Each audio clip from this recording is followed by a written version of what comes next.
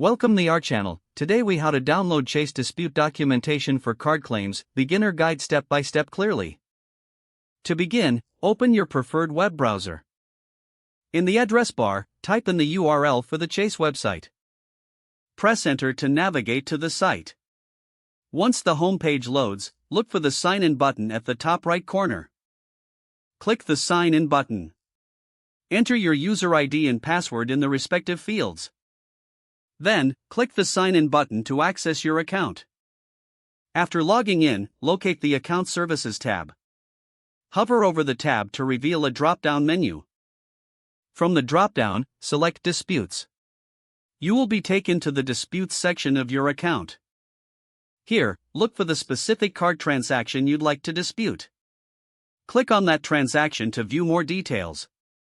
You should see options related to your dispute. Look for a link or button that says Download Documentation or similar. Click that link to initiate the download. A PDF containing the dispute documentation will begin to download. Once the download is complete, locate the file in your Downloads folder. Open the PDF to review your dispute documentation. Make sure all details are accurate and print if necessary. You have successfully downloaded your Chase dispute documentation. If the page does not load, refresh the browser or try again in a private or incognito window. Make sure you are using the correct email address, then retype it carefully to avoid small typos.